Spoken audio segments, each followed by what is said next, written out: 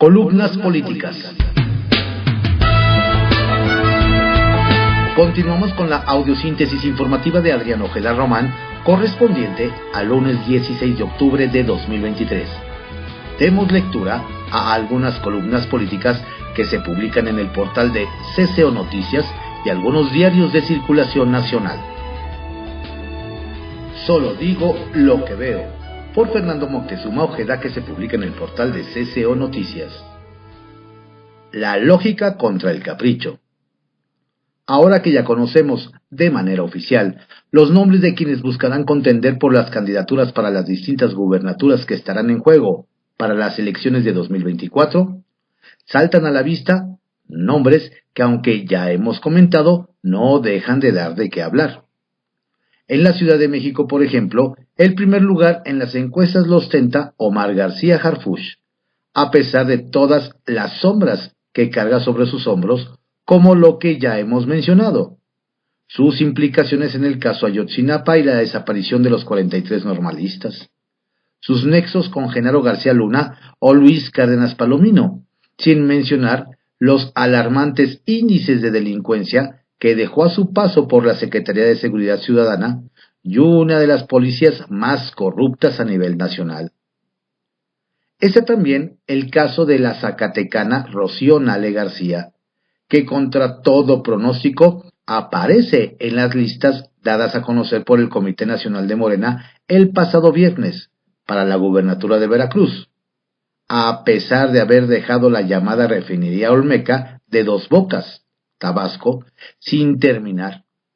Por más que digan que se inauguró parcialmente, la realidad es que al día de hoy no refina un solo litro de combustible. Por si fuera poco para Puebla, también levantó la mano el diputado Ignacio Mier Velasco, que trae encima la presión de sacar adelante la ley de ingresos y el presupuesto de egresos del próximo año. Pero ya se le queman las habas por pedir licencia. Incluso se ha dicho que Nacho está ya más preocupado por su candidatura que por conciliar con el bloque de marcelistas de su bancada, que no dejarán pasar tan fácil ni lo anterior, ni mucho menos la derogación de los fideicomisos del Poder Judicial, que además es lógico que la propia Corte los echará abajo. Si bien es cierto que no todo es negro, dentro del movimiento de regeneración nacional, también es verdad que los perfiles que hoy impulsan en la oficina de Mario Delgado no son los más pulcros que hemos visto. Y sin lugar a dudas sería irrisorio que den ventajas a este tipo de perfiles con sus antecedentes, antes que impulsar otros cuadros con trayectoria y capacidades probadas. Quizás aquí usted se podría preguntar a quiénes me refiero. Sin embargo, es algo que por obvias razones no puedo decir de manera pública, querido lector. Le aseguro que si usted revisa dichos perfiles, se dará cuenta muy fácilmente de quiénes hablo. Son cuadros que, a pesar del sello morenista, han demostrado capacidad y eficiencia, lo cual también se debe señalar. Del lado opositor, indudablemente, hay perfiles que tienen las de ganar, como Pablo Lemus de Movimiento Ciudadano para Jalisco, Olivia García para Guanajuato. Algo que desde el análisis queda muy claro es que todos los bloques políticos deben aceptar que los absolutos ya se acabaron. Rara vez volveremos a ver un mapa de la República pintado de todo de rojo, todo de azul o todo de guinda.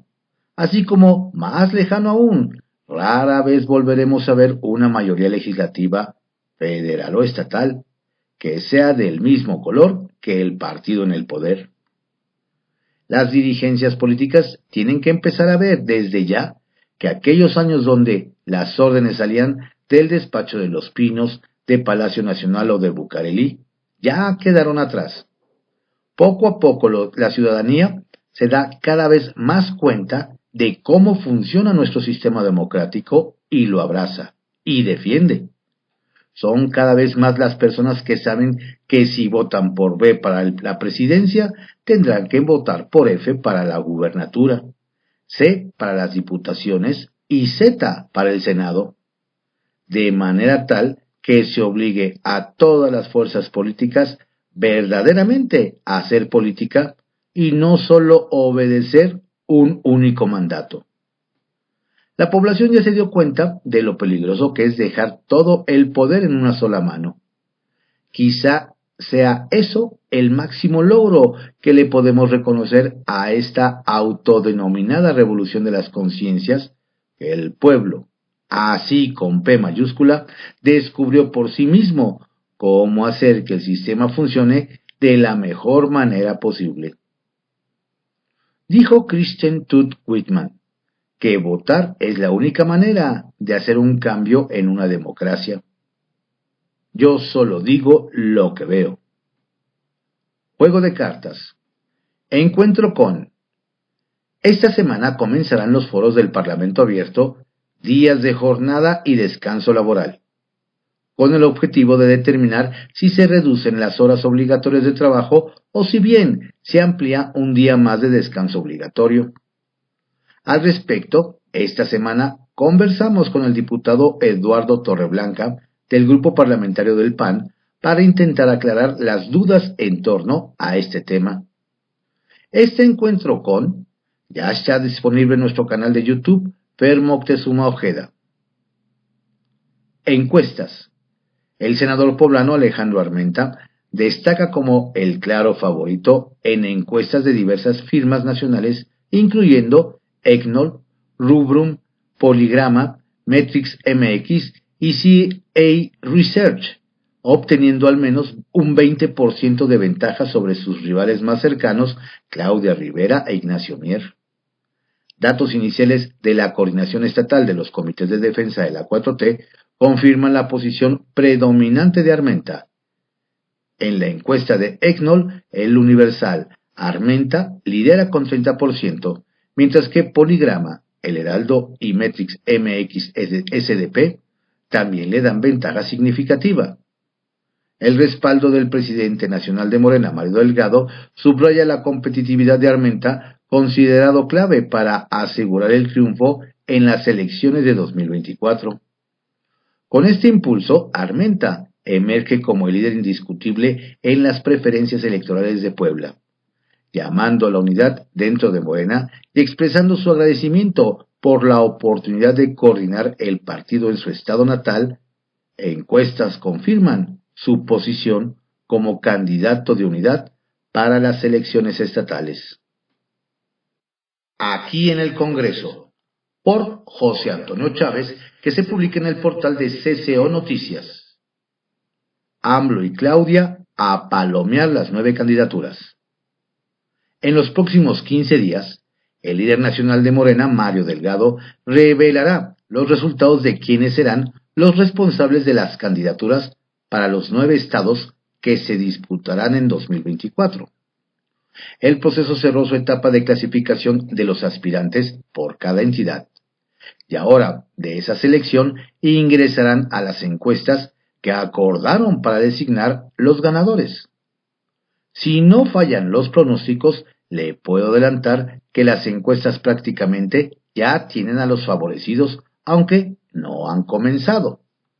Es decir, sin duda está más que claro que serán pura simulación, como ocurrió con el modelo de las corcholatas que todo mundo sabía desde mucho antes que iniciara que Claudia sería la candidata, porque así era y será la voluntad del que manda en Palacio Nacional. Como dato, en la lista de la Ciudad de México clasificaron para ser encuestados Clara Brugada, Omar García Harfuch, Mariana Boy, Hugo López-Gatell y Miguel Torruco. Sin embargo, solo uno pasará, y le puedo adelantar que si no fallan los pronósticos del que manda en Palacio, será el ex jefe de la Secretaría de Seguridad Pública, García Harfuch. Mientras que para el estado de Chiapas, sin duda, está más que puesto, el líder del Senado, Eduardo Ramírez, que encabeza todas las encuestas y que mantiene una lealtad al propio presidente que, para su información, lo palomeó para sustituir en la Cámara Alta a Ricardo Monreal. En Guanajuato, que es una bastión totalmente panista, sobre todo cuna del famoso yunque, anote al ex procurador federal del consumidor, Ricardo Sheffield. Mientras que en Jalisco hay un empate que aún no logran descifrar en Palacio Nacional. Está por un lado Carlos Lomelí, el mismo que fue junto con Jacob Polensky los primeros dos empresarios que se sumaron al proyecto de AMLO, cuando no creía nadie en ese movimiento. Y por la otra parte está el diputado federal Antonio Pérez Garibay.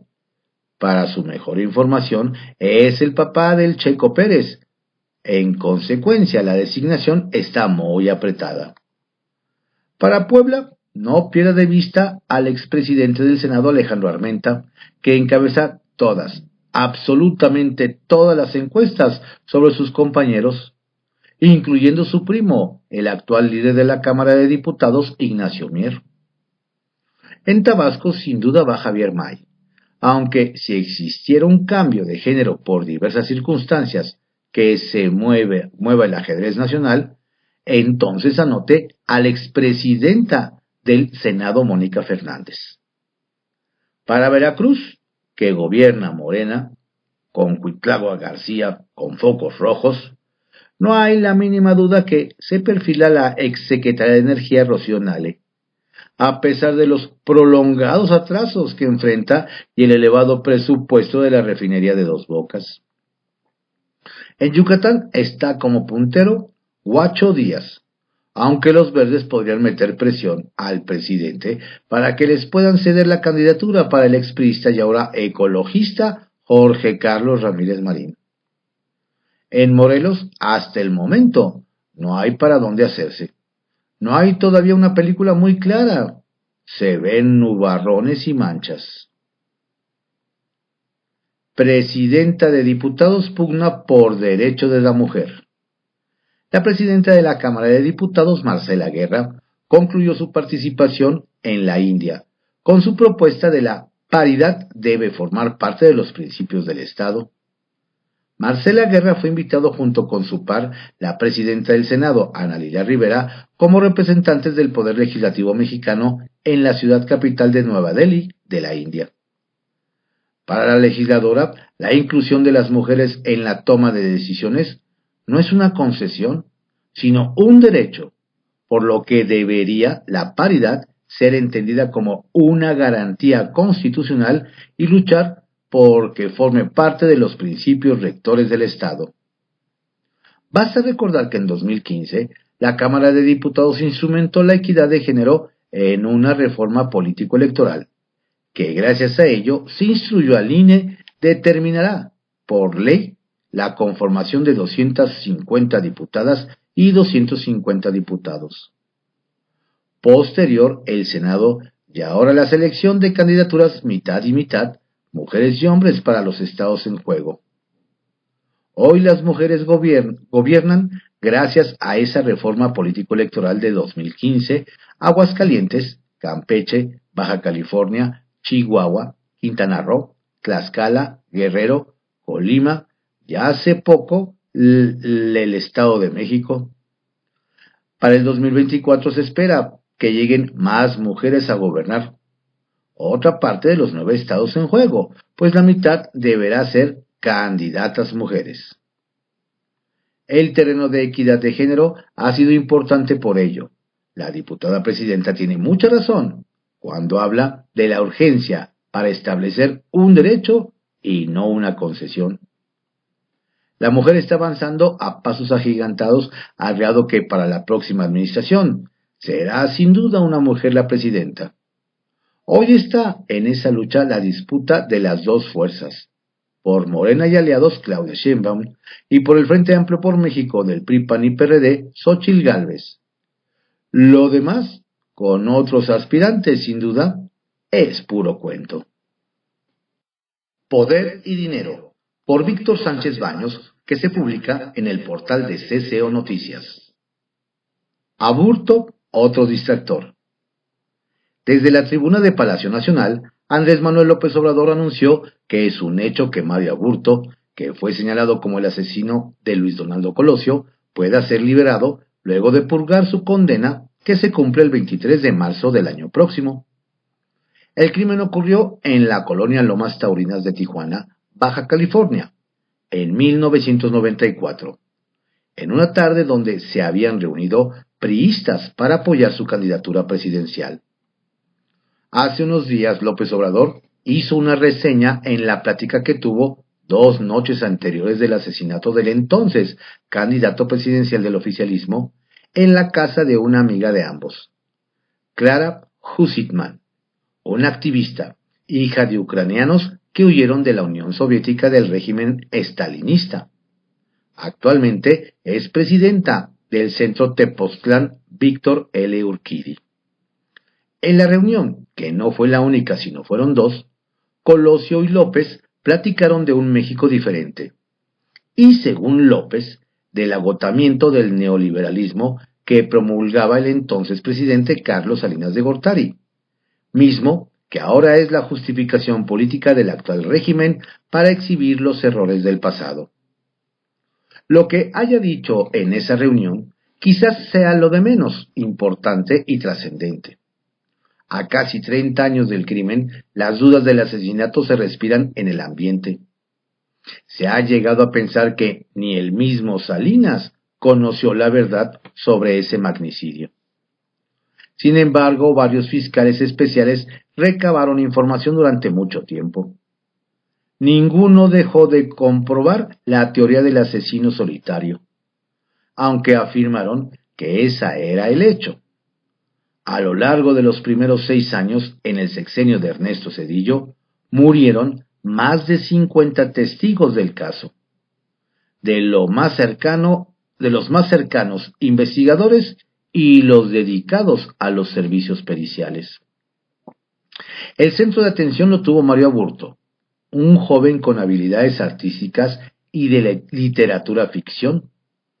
Se creía incluso caballero águila, un guerrero de la cultura azteca. Aburto así se convirtió en el objeto de infinidad de teorías de la conspiración.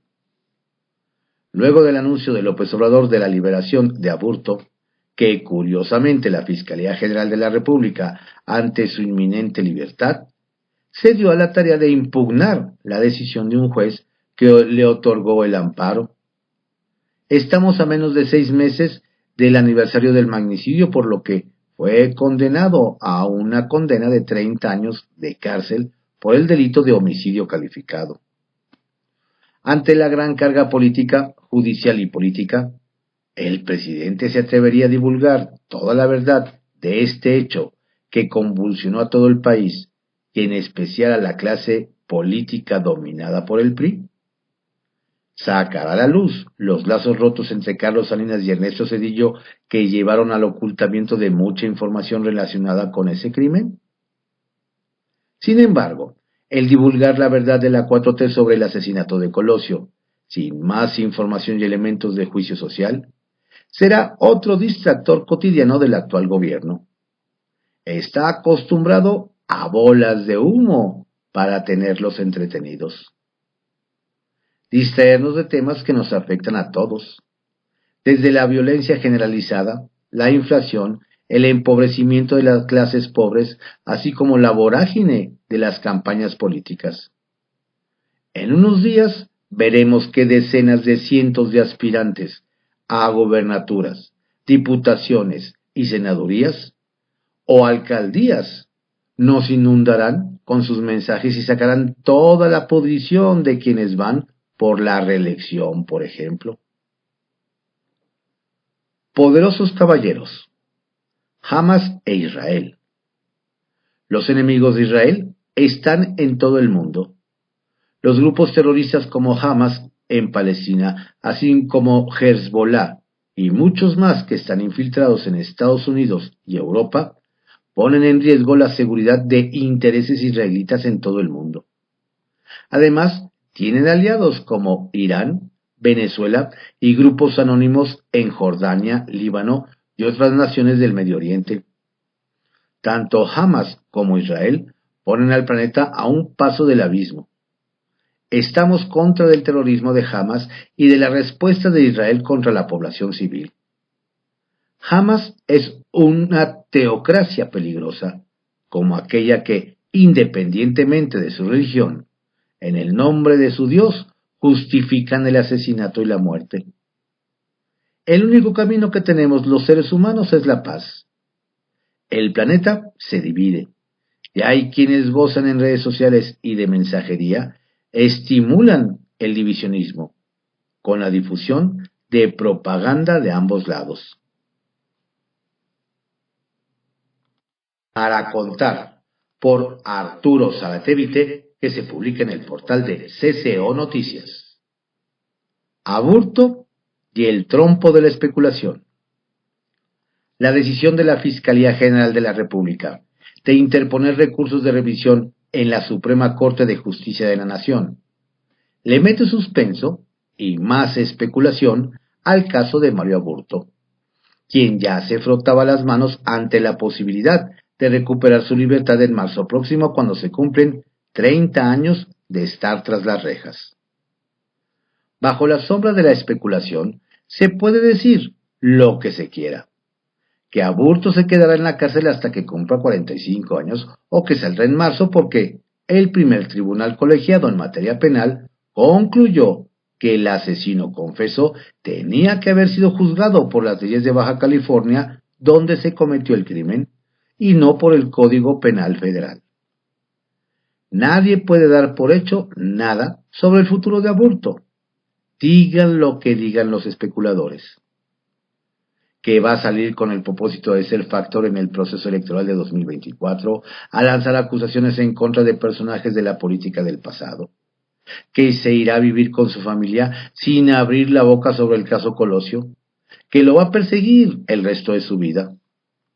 Que terminará su carrera de abogado y se concentrará en su propia defensa jurídica.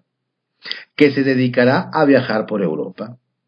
Que tiene planes para residir en el Medio Oriente, que pronto se va a casar e irá de luna de miel a Islandia, que tiene la sociedad más feliz de la Tierra, que la Corte va a rechazar el recurso de revisión y por lo tanto Aburto sale en marzo, que la Corte aceptará el recurso de revisión y en consecuencia, mientras se resuelve, Aburto seguirá en prisión.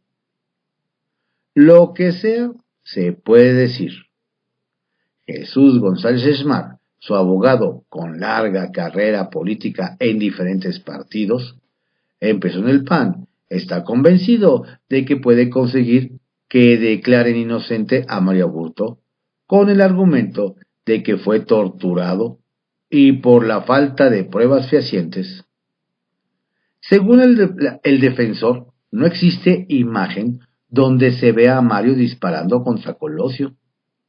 La que hay, nada más de acuerdo con su abogado, es la imagen de una mano que dispara una pistola. A ver si no resulta que fue un ser de otro planeta el que jaló el gatillo o que de plano Colosio se disparó. Todo es posible en la especulación. 4 fiscales investigaron el caso Colosio, asesinado en Lomas Taurinas, Tijuana, el 23 de marzo de 1994. Las dudas persisten, sobre todo, en cuanto a si Aburto actuó solo, como finalmente aseguró la autoridad judicial, o si hubo autor o autores intelectuales. Hay quienes no han dejado de pensar que fue producto de un complot. Versión que defendió Miguel Montes García, que en paz descanse, primer fiscal. Incluso esa teoría, al anticiparla, productos de sus investigaciones periodísticas, hizo ganar a la compañera Dora Elena Cortés Juárez el Premio Nacional de Periodismo en 1994. Sean 30 o 45 años de reclusión, para la autoridad judicial, para los juzgadores, Aburto es culpable. Jesús González Schmark podría seguir diciendo que hay elementos para que se declare inocente a Mario y el propio sentenciado repetir lo que le aconseja su abogado. Lo cierto es que está encerrado y nadie es adivino para saber el final de este caso que conmocionó a México. El trompo de la especulación gira sin parar. Índice político, por Francisco Rodríguez, que se publica en el portal de CCO Noticias. ¿Otro knockout para Claudia Sheinbaum? La ex jefa del gobierno de la Ciudad de México recorre el país con una pesada derrota a cuestas. El desplome electoral de Morena en la mayoría de las alcaldías de la capital nacional, resultado de las prácticas de buen gobierno. No se ría, como tituló a las conferencias magistrales que dictaba cada fin de semana en las capitales estatales para darse a conocer en esas localidades y pactar con las élites políticas y económicas de cada entidad. Lo mismo que con el desplome del colegio Repsamen, que cobró la vida de 26 personas, entre ellas 19 niñas y niños, así como 7 adultos. Y por supuesto, con la muerte de otras 26 personas más, en el fatídico desplome de un tramo elevado de la línea 12 del metro. ¿Y se dio usted cuenta? Desplome es sinónimo de Claudia Sheinbaum. Y aún hay más, como dijera aquel locutor. Porque, dentro de un par de semanas, la corcholata favorecida por el dedo y la terquedad de Andrés Manuel López Obrador podría recibir su segundo knockout político, si es que dentro de su propio partido se imponen los radicales y consiguen que se desplome la también muy adelantada precandidatura de Omar Hamid Batman García Harfuch al gobierno de la Ciudad de México, a quien ella apoya, no obstante las muchas limitaciones del ex intendente de la policía. ¿Batman? Sí, el mote fantasioso se lo han impuesto sus grupis, personas que admiran a un personaje famoso y que desean tener intimidad sexual con él. Por lo general la idea se vincula a las mujeres, a partir de que hace casi un año, en octubre de 2022, haciéndola de El Guasón, el diputado del Partido Verde al Congreso de la Ciudad de México, Jesús Sesma, llamó superhéroe al entonces jefe de la policía capitalina. Desde la tribuna del edificio de Donceles anexo al Teatro de la Ciudad, Sesma comparó al entonces secretario de Seguridad Ciudadana con héroes de cómics y películas como Batman, Superman, Spider-Man o incluso los X-Men. Y aseguró que si los creadores de dichas historietas siguieran vivos, ya habrían creado a un nuevo superhéroe inspirado en el llamado Harfuch, el guardián de la ciudad. Santa madriza que le acomodó, diría su pareja Robin. ¿No cree usted? Trayectoria muy cuestionable. Quienes empujan a García Harfuch para que él sea el candidato de Morena a la jefatura de gobierno del que fuera el bastión del López Obradorismo, han repetido la misma estrategia mediática que en su momento otros emplearon para ensalzar a Genaro García Luna. A este lo presentaban como el policía de titanio, y hoy está a la espera de una sentencia en una mazmorra de Nueva York. Al favorito de la favorecida le llaman superpolicía. Por eso es muy cuestionable. Su trayectoria en la Policía Federal y al frente de la seguridad de la Ciudad de México genera muchas dudas sobre la capacidad de García Harfuch para gobernar la Ciudad de México. Hace justo 3 años, cuando apenas llevaba uno como intendente de la Policía de la Capital Nacional, se le mencionó como un posible sucesor de Alfonso Durazo Montaño en la Secretaría de Seguridad y Protección Ciudadana del Gobierno Federal.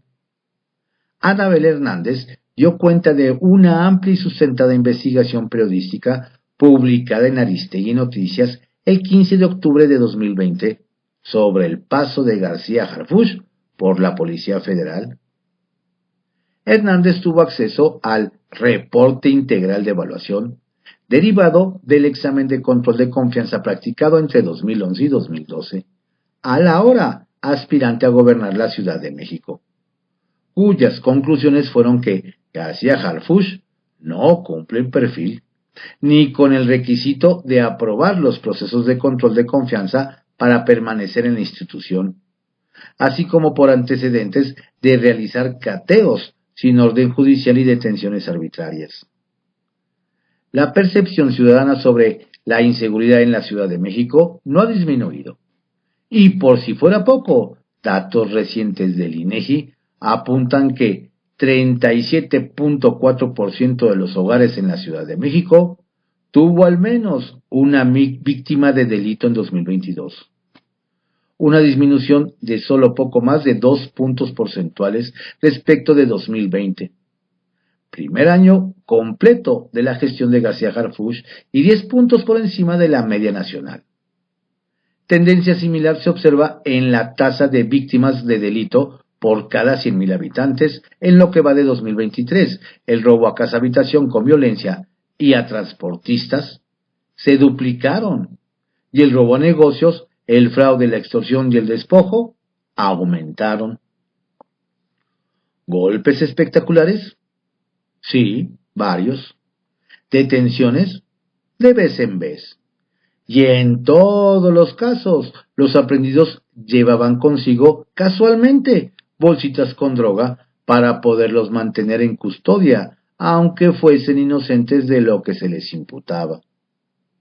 Y a ello sume usted su participación de acuerdo con el subsecretario Alejandro Encinas, quien hasta la semana pasada se encargaba de otra de las investigaciones del caso Ayotzinapa, ahora sustituido ya por AMLO, o en ese papel, en la reunión para armar la verdad histórica del sexenio anterior. Y ahí tendrá algunas de las muchas razones por las cuales la candidatura de Batman, ya pare de reír, por favor, se le desplomaría a Claudia Sheinbaum. ¿Otro knockout? ¿Usted qué cree? Indicios. Pregunta uno de los escasos lectores del índice político si los llamados pilares, puntos de innovación, libertad, arte, educación y saberes del gobierno cuatrotero en Ciudad de México son o no en realidad pesares. Y explica, concebidos como un emblema de la cuarta desilusión en materia de innovación en la enseñanza, fueron creados como un espacio popular en las colonias y barrios con alto contenido popular, abierto para todos y con contenidos al vapor. Se han multiplicado al por mayor en todas las alcaldías, estableciendo parámetros de rendimiento académico entre sus talleristas y monitores. ¿Cuál oferta clientelar y corporativista? En ellos no se mide el rendimiento y avance de los alumnos como todo razonamiento pedagógico apuntaría. Más bien se mide el destajo. ¿Cuál modelo de afiliación forzada a cada profesor o tallerista? Cuotas de determinado número de alumnos o viene tu cese. Se trata de cumplir con los postulados de la 4T. Maquileros del conocimiento impuesto desde la casta dorada del recomendados en la Dirección General de Educación Tecnológica, desde donde se impulsa una administración plagada de irregularidades, prácticas de nepotismo al por mayor y autoritarismo, todo en nombre de la supuesta innovación. Así lo denuncian los talleristas Lucio Ávila Montiel y Rogelio López Chavarría, quienes han sido víctimas de despido injustificado por expresar propuestas de apoyo educativo verdaderamente innovadoras, y que también denuncian que en materia de reconocimiento y respeto a los derechos laborales, a los jerarcas de estos espacios, les viene muy guango lo que la ley determina respecto a la estabilidad y la dignificación de sus integrantes. De eso y más están enterados los titulares y sus más cercanos colaboradores. Y así continúa el columnista. Pregunta sin ofensa, por Karina Aguilar, que se publica en el periódico 24 Horas. Desaparición de fideicomisos, lucha entre poder y dinero. Bajo el argumento de una política de austeridad, el gobierno del presidente Andrés Manuel López Obrador pretende eliminar 14 de 15 fondos y fideicomisos operados por el Poder Judicial, y que supuestamente darán 15.500 millones de pesos extras al gobierno de México.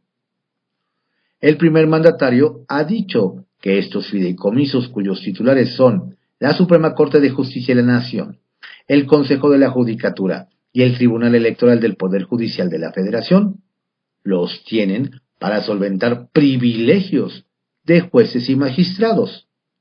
Sin embargo, estos también son otros datos, porque estos recursos se tienen contemplados para prestaciones conquistadas por los trabajadores del Poder Judicial. El argumento del primer mandatario es que estos fondos no son legales, salvo uno que tiene que ver con el apoyo a la administración de la justicia, por lo que ese no será eliminado. Sin embargo, la lucha por los fideicomisos no solo es por el dinero, que si es mal utilizado podría terminar financiando las campañas oficialistas. También se trata de una lucha de poder. El presidente ha emprendido una crítica permanente en contra del Poder Judicial, que ha decidido declarar inconstitucionales diversas reformas propuestas por el Ejecutivo, como el denominado Plan B de la reforma electoral, que pretendía poner fin a los fideicomisos y reducir los salarios, pero del INE, y el famoso decretazo que protegía a obras y proyectos insignia, entre otros. López Obrador no ha logrado tener una mayoría en la Corte que le permita cambiar las leyes a su antojo, aún violando la Constitución. De ahí que no tenga una buena relación con el Poder Judicial, ya amenaza con quitarle recursos y con hacer una reforma profunda. En este escenario, la ministra presidenta Norma Piña ha decidido guardar silencio, sabiendo que el tema tendrá que ser resuelto por la Sala Superior ante la acción de inconstitucionalidad y los amparos que ya se prevén en caso de que la mayoría de Morena lo apruebe, por lo que tiene la confianza de que no se hará realidad la desaparición de los fondos y fideicomisos. Al menos no de aquí a diciembre de 2024, cuando se elijan a 2 nuevos ministros en sustitución de Arturo Saldívar y Luis María Aguilar, quienes concluirán su periodo el próximo año y que, en caso de que la 4T se mantenga en el poder, es muy probable que la sustitución le dé la mayoría que no pudo tener López Obrador en ese poder. Aunque claro, primero habrá que ver quién gana la presidencia y la mayoría en el Congreso. Por ello, la lucha entre el Ejecutivo, la mayoría morenista en el Legislativo y el Poder Judicial tienen que ver con el poder y la medición de fuerzas, aunque esto repercuta en el bolsillo de los trabajadores. Y en pregunta sin ofensa, parece que el coordinador de los comités de defensa de la Cuarta Transformación en Jalisco será el diputado José María Chema Martínez. Si revisamos la lista de quienes participarán en la encuesta, queda claro que los morenistas no votarían por una expriista como Claudia Delgadillo, un vendedor de precursores al crimen organizado como Carlos Lomelí, y un señor que su gran mérito es ser el padre de un piloto de la Fórmula 1.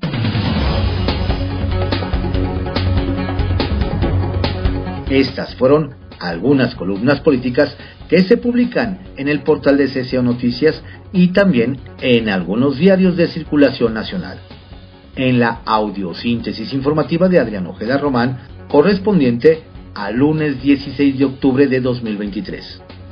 Tenga usted un excelente día y una estupenda y fructífera semana. Cuídese mucho. Lo invito a que visite nuestro sitio en www.cconoticias.info. Saludos cordiales de su servidor, Adrián Ojeda Castilla.